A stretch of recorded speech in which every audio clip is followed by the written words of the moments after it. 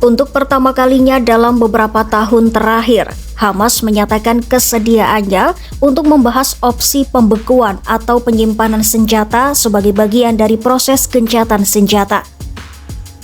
Pernyataan ini datang di tengah proses negosiasi yang dipimpin Amerika Serikat yang mencoba mendorong peta jalan baru untuk masa depan Gaza setelah perang panjang dan melelahkan.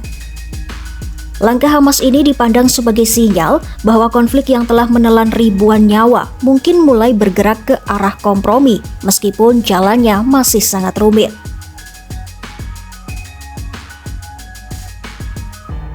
Pernyataan itu disampaikan oleh Bassem Naim, salah satu anggota Biro Politik Hamas dalam sebuah wawancara di Doha, Qatar.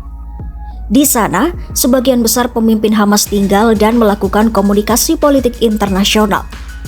Menurut Naim, Hamas terbuka untuk pendekatan komprehensif guna mencegah perang berlanjut.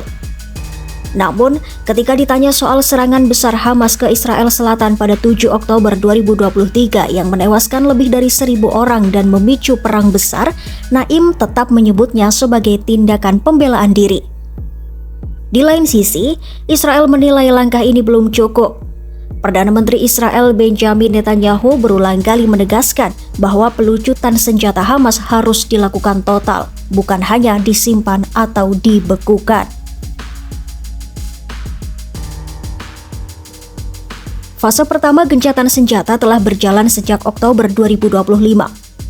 Di tahap ini, Hamas diwajibkan memulangkan seluruh sandera, baik hidup maupun meninggal. Pertukaran ini dilakukan dengan pembebasan tahanan Palestina oleh Israel. Kini, negosiasi bergerak ke fase kedua, fase yang jauh lebih rumit. Tahap ini mencakup pembentukan pemerintahan teknokratis Palestina di Gaza, kehadiran pasukan internasional, penarikan bertahap tentara Israel, dan pembahasan status senjata Hamas. Sebuah dewan internasional yang dipimpin Presiden AS Donald Trump akan mengawasi seluruh pelaksanaan kesepakatan ini. Namun, Hamas menolak ide bahwa pasukan internasional boleh mengambil senjata mereka.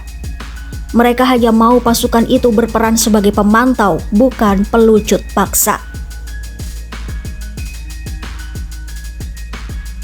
Dalam pernyataannya, Hamas menyampaikan konsep kompromi, bukan menyerahkan senjata, tetapi membekukan atau menyimpannya selama periode gencatan senjata yang bisa berlangsung 5 hingga 10 tahun. Gagasannya sederhana, senjata tetap ada, tetapi tidak digunakan kecuali ada pelanggaran besar. Bagi Hamas, ini bukan sekadar soal militer, tetapi simbol identitas dan klaim hak melawan. Pertanyaannya, apakah Israel akan menerima tawaran itu? Saat ini belum ada jawaban pasti. Banyak pihak menilai Israel kemungkinan ingin pelucutan senjata total sebelum ada langkah politik lebih lanjut.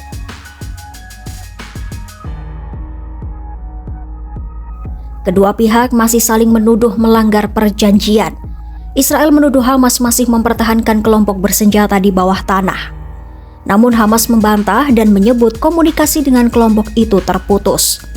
Sementara itu di Gaza, krisis kemanusiaan masih berlangsung. Bantuan terbatas, akses pangan sulit, dan perbatasan Rafah belum benar-benar dibuka untuk distribusi besar-besaran. Qatar, Mesir, Turkiye, dan sejumlah negara lain mencoba menjadi mediator.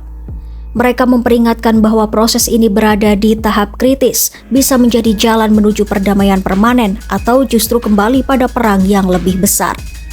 Kesediaan Hamas untuk membahas pembekuan senjata adalah langkah penting, setidaknya dalam konteks diplomasi. Namun, itu bukan jaminan bahwa perdamaian akan tercapai.